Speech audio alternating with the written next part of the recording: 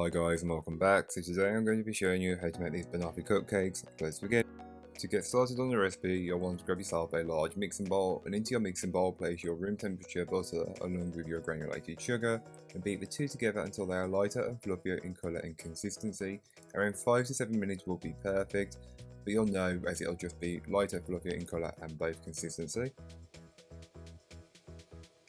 You can then go ahead and give the bowl a good scraping down just to incorporate any bits that may not have been fully worked in from earlier on.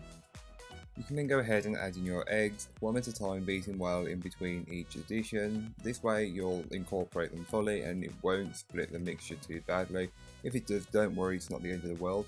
But then you'll want to also add in your vanilla extract. Feel free to use vanilla bean paste if you prefer, but I like extract in most of my recipes.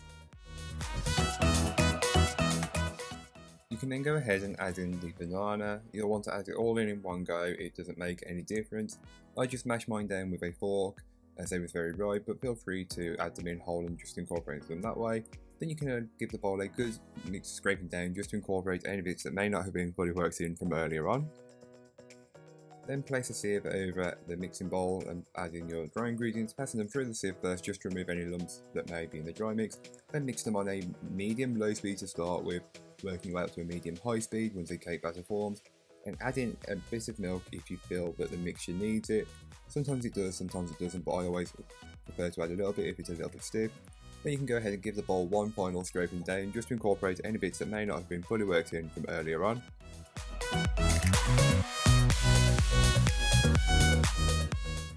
Now you can grab your muffin pan, which has been lined with some cupcake cases, and start to fill them around 2/3 or 3/4 of the way full. This way they'll rise perfectly right to the top, which is what you want. You don't want them to be all odd sizes, that's just not what we're here for. Then you can place them into your preheated oven and bake them off. All of that information will be on the blog post, which will be linked down below. Then you can start to work on the whipped cream topping. So into a clean mixing bowl, place in your whipped cream, your icing sugar and vanilla, and just whisk it over a medium-high speed until everything is incorporated. You'll notice that the mixture takes a while to get there, but once it starts to hold its shape, that's soft peaks, but you're looking to take it one step further and looking for stiff peaks like this. Stop immediately, as even when you're scraping this into a piping bag, you're whipping the cream. Now you can take a cupcake corer and core out the centre of all of your cupcakes. You can keep the little bit if you want and place it back in, but I always eat it on the go because you've got to test what you're making, haven't you? Duh. But then you'll want to fill them generously with the dulce de leche filling, and this is going to be quite an important component of the recipe, so fill them generously. Then top it with your whipped cream, which you've placed into a piping bag fitted with a nozzle of your choice. I went with the classic open style, but again, it's completely up to you. Then the second from last decoration stage is the grated chocolate. So grate over a generous amount of dark chocolate. You don't want too much, you just want enough there to taste it. And I'm using quite a dark chocolate, so just a little bit, but you can use as much or as little as you'd like. And then just to let you know that it's banoffee, place on some banana chips and you're done.